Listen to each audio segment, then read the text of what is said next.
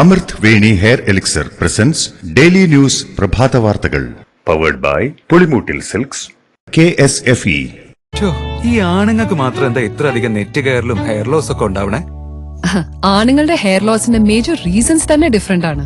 സ്കാൽപ്പിലുള്ള 5 alpha reductase എന്ന enzyme നിങ്ങളുടെ ഹോർമോണുമായി ചേർന്ന് ഹെയർ ഫോളിക്കിൾസിനെ ചുരുക്കുന്നു. Amrut Veni hair elixir for men use ചെയ്യൂ. പുരുഷന്മാർക്ക് വേണ്ടി ബയോടെക്നോളജി പ്രകാരം പ്രത്യേകം ഡെവലപ്പ് ചെയ്തത്.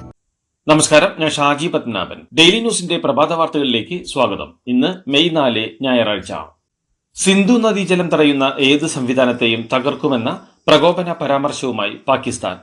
സിന്ധു നദീജല കരാർ മരവിപ്പിക്കാനുള്ള നീക്കവുമായി ഇന്ത്യ മുന്നോട്ടു പോയാൽ തിരിച്ചടിക്കുമെന്നും വെള്ളം തടയാനായി നിർമ്മിക്കുന്ന ഡാം അടക്കമുള്ള ഏത് സംവിധാനത്തെയും പാകിസ്ഥാൻ സേന തകർക്കുമെന്നുമാണ് പ്രതിരോധ മന്ത്രി ഖ്വാജ ആസിഫിന്റെ പ്രതികരണം.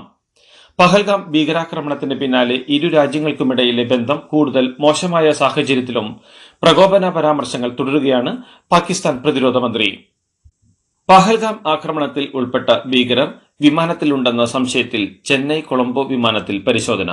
6 ഭീകരർ ചെന്നൈയിൽ നിന്നുള്ള വിമാനത്തിൽ ഉണ്ടെന്ന സംശയത്തെ തുടർന്നാണ് കൊളംബോ വിമാനത്താവളത്തിൽ വിശദമായ പരിശോധന നടത്തിയത്. ശ്രീലങ്കൻ എയർലൈൻസ് വിമാനത്തിലാണ് പരിശോധന. അതേസമയം യാത്രക്കാരുടെ സുരക്ഷയ്ക്കാണ് പ്രാധാന്യം നൽകുന്നതെന്ന് വിമാന കമ്പനി അറിയിച്ചു. പാകിസ്ഥാൻ പതാകയുള്ള കപ്പലുകൾക്ക് ഇന്ത്യൻ തുറമുഖങ്ങളിലേക്ക് കടക്കുന്നതിന് വിലക്കേർപ്പെടുത്തി രാജ്യം. പാകിസ്ഥാനിൽ നിന്ന് വരുന്ന ഇറക്കുമതികൾക്ക് കപ്പലുകൾ രാജ്യത്തിനകത്തേക്ക് കടക്കുന്നത് നിരോധിച്ചു. ഇന്ത്യ വഴി പാക് ഉൽപ്പന്നങ്ങൾ മറ്റ് രാജ്യങ്ങളിലേക്ക് കൊണ്ടുപോകുന്നതും നിരോധിച്ചു. കേന്ദ്ര ഷിപ്പിംഗ് മന്ത്രാലയത്തിന്റെ നിർദ്ദേശപ്രകാരമാണ് പാകിസ്ഥാൻ പതാകയുള്ള കപ്പലുകൾ ഇന്ത്യൻ തുറമുഖങ്ങളിൽ പ്രവേശിക്കുന്നത് നിരോധിച്ചിരിക്കുന്നത്. വിഴിഞ്ഞം വേദിയിൽ മുൻ മുഖ്യമന്ത്രി ഉമ്മൻചാണ്ടിയെ കുറിച്ച് പറയാതെ പോയത് ശരിയല്ലെന്ന് തിരുവനന്തപുരം MP ശശി തരൂർ. വിഴിഞ്ഞവുമായി ബന്ധപ്പെട്ട് എല്ലാ ചർച്ചകളും നടത്തിയത് ഉമ്മൻചാണ്ടിയായിരുന്നുവെന്നും വിഴിഞ്ഞം കടൽ കൊള്ളയാണെന്ന് പറഞ്ഞവരാണ് LDF എന്നും രാഷ്ട്രീയം ഏതായാലും രാഷ്ട്രം നന്നായാൽ മതിയെന്നും തരൂർ കൂട്ടിച്ചേർത്തു. കോഴിക്കോട് മെഡിക്കൽ കോളേജിലുണ്ടായ തീപിടുത്തത്തിൽ സാങ്കേതിക അന്വേഷണം തുടങ്ങിയെന്ന് മന്ത്രി വീണ ജോർജ്. സംഭവം ഇലക്ട്രിക്കൽ ഇൻസ്പെക്ടറേറ്റ് അന്വേഷിക്കുന്നുവെന്നും PWD ഇലക്ട്രിക്കൽ വിഭാഗം പ്രാഥമിക റിപ്പോർട്ട് നൽകിയെന്നും മന്ത്രി മാധ്യമങ്ങളോട് പറഞ്ഞു. പോലീസ് ഫോറൻസിക് പരിശോധനയും നടക്കുന്നുണ്ട്. വെള്ളിയാഴ്ച രാത്രി 8 മണിയോടെയാണ് മെഡിക്കൽ കോളേജിലെ അത്യാഹിത വിഭാഗത്തിനടുത്ത് പുക ഉയർന്നത്. മെഡിക്കൽ കോളേജിലെ അത്യാഹിത വിഭാഗത്തിൽ പുക പടർന്നതിന് പിന്നാലെ 4 പേർ മരിച്ചത് പുക ശ്വസിച്ചുണ്ടായ ശ്വാസതടസ്സം മൂലമല്ലെന്ന് പോസ്റ്റ്മോർട്ടം റിപ്പോർട്ട്. മേപ്പാടി സ്വദേശി നസീറയുടെ മരണം വിഷം അകത്ത് ചെന്നുണ്ടായതാണെന്നാണ് റിപ്പോർട്ട്. മരിച്ച മറ്റ് 3 പേരുടെ മരണം പുക ശ്വസിച്ചുണ്ടായ ശ്വാസതടസ്സം മൂലമല്ലെന്ന് റിപ്പോർട്ടിലുണ്ട്. വെസ്റ്റ് ഹിൽ സ്വദേശി ഗോപാലൻ, മേപ്പയൂർ സ്വദേശി ഗംഗാധരൻ, വടകര സ്വദേശി സുരേന്ദ്രൻ എന്നിവരാണ് മരിച്ച മറ്റ് 3 പേർ. ഹൈവേ വികസനത്തിനായി വസ്തു ഏറ്റെടുത്തതിലെയും പുനരധിവാസ ഫണ്ട് അനുവദിച്ചതിലെയും ക്രമക്കേടുകളും അഴിമതിയും കണ്ടെത്തുന്നതിനായി വിജിലൻസിന്റെ സംസ്ഥാനതല മിന്നൽ പരിശോധന. ഓപ്പറേഷൻ അധിഗ്രഹൻ എന്ന പേരിലാണ് പരിശോധനകൾ നടക്കുന്നത്. സംസ്ഥാനത്തെ ഹൈവേ വികസനത്തിനായി വസ്തു ഏറ്റെടുക്കൽ നടത്തിയതിലും പുനരധിവാസ ഫണ്ട് അനുവദിച്ചതിലും ക്രമക്കേടുകളും അഴിമതിയും നടന്നുവരുന്നതായി വിജിലൻസിന് രഹസ്യ വിവരം ലഭിച്ചിരുന്നു.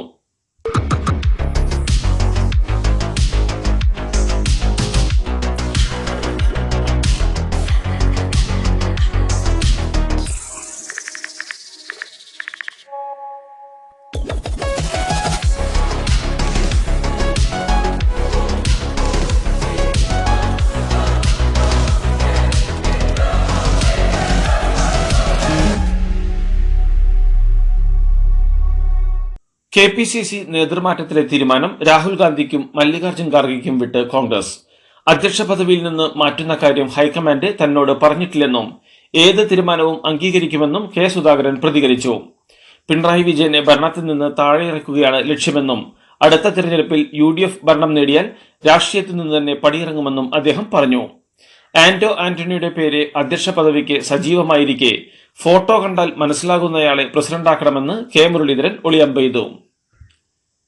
പോലീസ് സേനാംഗങ്ങളിൽ വർദ്ധിച്ചുവരുന്ന ആത്മഹത്യ തടയാൻ സേനയുടെ അംഗബലം കാലോചിതമായി പരിഷ്കരിക്കണമെന്ന് മനുഷ്യാവകാശ കമ്മീഷൻ ജുഡീഷ്യൽ അംഗം K Baijunath. Quantum computing, edge computing, generative AI തുടങ്ങിയ സാങ്കേതിക വിദ്യകൾ ലഭ്യമായിട്ടും പോലീസിലെ പല കാര്യങ്ങളും പരമ്പരാഗതമായ രീതിയിലാണ് നടക്കുന്നതെന്ന് കമ്മീഷൻ സർക്കാരിന് നൽകിയ വിശദമായ ഉത്തരവിൽ പറയുന്നു. പരിഷ്കൃത സമൂഹത്തിന് യോജിക്കാത്തതും മാനവിക വിരുദ്ധമായ കൊളോണിയൽ കാലത്തെ ശേഷിപ്പുകൾ പോലീസ് സേനയിൽ അവസാനിപ്പിക്കണമെന്നും കമ്മീഷൻ ആവശ്യപ്പെട്ടു. വിഴിഞ്ഞം തുറമുഖ ഉദ്ഘാടനത്തിലെ വാക്പോരിൽ BJP സംസ്ഥാന അധ്യക്ഷൻ രാജീവ് ചന്ദ്രശേഖറിന് മറുപടിയുമായി മന്ത്രി PA മുഹമ്മദ് റിയാസ്.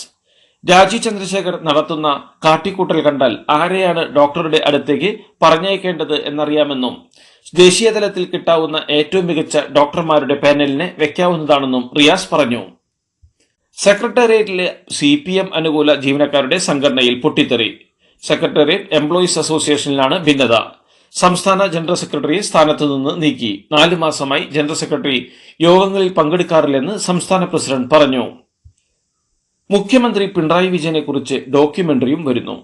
സെക്രട്ടേറിയറ്റിലെ CPM അനുകൂല ജീവനക്കാരുടെ സംഘടനയാണ് പിണറായി ദ ലെജൻഡ് എന്ന പേരിൽ ഡോക്യുമെന്ററി നിർമ്മിക്കുന്നത്. സർക്കാരിന്റെ 4ാം വാർഷികാഘോഷത്തിന്റെ ഭാഗമായി തലസ്ഥാനത്ത് ഡോക്യുമെന്ററി പ്രദർശിപ്പിക്കും. ഓപ്പറേഷൻ ഡി ഹണ്ടിൽ സംസ്ഥാന വ്യാപക പരിശോധന. പ്രത്യേക പരിശോധനയിൽ മയക്കുമരുന്ന് വിൽപ്പനയിൽ ഏർപ്പെടുന്നതായി സംശയിക്കുന്ന 2226 പേരെ പരിശോധിച്ചു. 116 പേരെ അറസ്റ്റ് ചെയ്തു. വിവിധ തരത്തിലുള്ള നിരോധിത മയക്കുമരുന്ന് കൈവശം വെച്ചതിന് 114 കേസുകൾ രജിസ്റ്റർ ചെയ്തതായി പോലീസ് അറിയിച്ചു. ഓഫീസ് സമയം കഴിഞ്ഞാലും അവധി ദിനമാണെങ്കിലും പണത്തിന് ആവശ്യമെങ്കിൽ മൊബൈൽ ആപ്പ് വഴി ഉടനടി അക്കൗണ്ടിലെത്തും. അതാണ് KSFE smart gold over draft. ഏത് ശാഖയിലും സ്വർണം വയ്ക്കൂ. മൊബൈൽ ആപ്പ് വഴി എപ്പോഴും എവിടെ വെച്ചും പണം പിൻവലിക്കൂ. പരമാവധി 50 ലക്ഷം രൂപ വരെ. അതിവേഗ പ്രോസസിംഗ്. 24/7 സേവനം. ഇനി ആവശ്യങ്ങൾക്ക് അവധി കൊടുക്കേണ്ട, സമയവും നോക്കേണ്ട. KSFE smart gold over draft. Digitally super charge your gold. പാകിസ്ഥാനിൽ പോയി ചാവേർ ആക്രമണത്തിന് തയ്യാറാണെന്ന് കർണാടക മന്ത്രി BZ സമൂർ അഹമ്മദ് ഖാൻ. ബോംബ് ധരിച്ച് പാകിസ്ഥാനിൽ പോയി ചാവേറാകാൻ തയ്യാറാണെന്നും ഇന്ത്യക്ക് പാകിസ്ഥാനെതിരെ യുദ്ധം ചെയ്യേണ്ടി വന്നാൽ താൻ പോരാടാൻ തയ്യാറാണെന്നും അദ്ദേഹം വാർത്താ സമ്മേളനത്തിൽ പറഞ്ഞു. നമ്മൾ ഇന്ത്യക്കാരാണ്, ഹിന്ദുസ്ഥാനികളാണ്. ഞങ്ങളും പാകിസ്ഥാനും തമ്മിൽ ഒരു ബന്ധവുമില്ലെന്നും അവർക്കെതിരെ യുദ്ധം ചെയ്യേണ്ടി വന്നാൽ താൻ പോരാടാൻ തയ്യാറാണെന്നും അദ്ദേഹം വ്യക്തമാക്കി.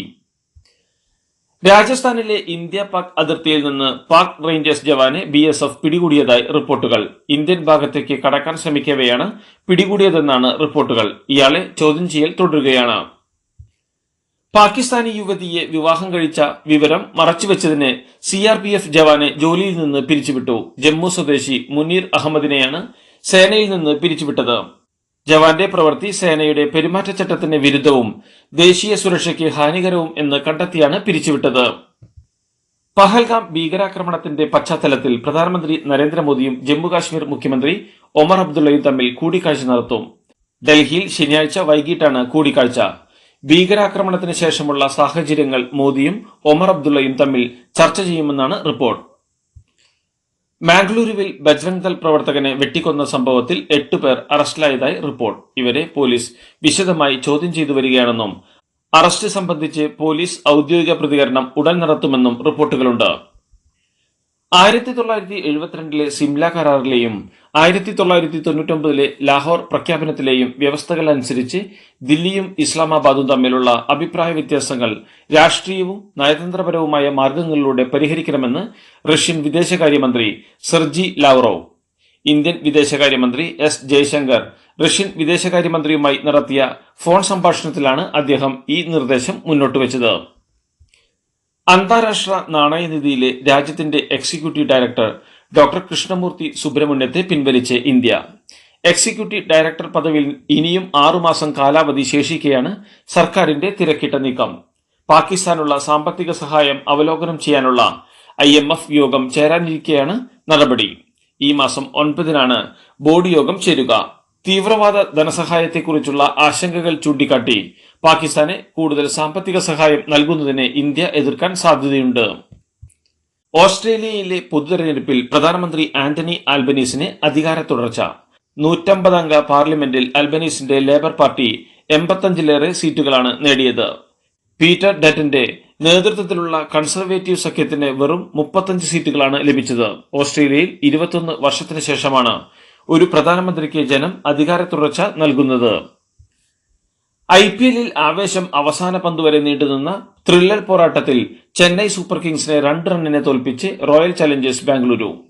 ടോസ് നഷ്ടപ്പെട്ട് ബാറ്റിംഗിനിറങ്ങിയ ബാംഗ്ലൂരു 62 റൺസെടുത്ത വിരാട് കോഹ്ലിയുടെയും 55 റൺസെടുത്ത ജേക്കബ് ബദലിന്റെയും അവസാന ഓവറുകളിൽ തകർത്തടിച്ച് 14 പന്തിൽ 53 റൺസ് എടുത്ത റൊമാരിയോ ഷെപ്പേർഡിന്റെയും മികവിൽ 5 വിക്കറ്റ് നഷ്ടത്തിൽ 213 റൺസ് എടുത്തു. എന്നാൽ കൂറ്റൻ വിജയലക്ഷ്യവുമായി ബാറ്റിംഗിനിറങ്ങിയ ചെന്നൈക്ക് 5 വിക്കറ്റ് നഷ്ടത്തിൽ 211 റൺസ് എടുക്കാനേ സാധിച്ചുള്ളൂ. അവസാന പന്തിൽ 4 റൺസ് വിജയിക്കാൻ വേണ്ടിയിരുന്നെങ്കിലും ബൗണ്ടറി കടത്താൻ ശിവം ദുബയ്ക്ക് കഴിഞ്ഞില്ല. ഇതോടെ ചെന്നൈക്ക് വേണ്ടി 94 റൺസ് നേടിയ 17-കാരൻ ആയുഷ് മഹത്രയുടെയും 77 റൺസുമായി പുറത്താകാതെ നിന്ന രവീന്ദ്ര ജഡേജയുടെയും പോരാട്ടം പാഴായി. ഇതോടുകൂടി ഡെയിലി ന്യൂസിന്റെ ഇന്നത്തെ പ്രഭാത വാർത്തകൾ സമാപിക്കുന്നു. ഡെയിലി ന്യൂസിന് വേണ്ടി വാർത്തകൾ വായിച്ചത് ഷാജി പത്മനാഭൻ. ഡെയിലി ന്യൂസ് ലൈവ്.in വാർത്തകൾ വിരൽ തുമ്പിൽ.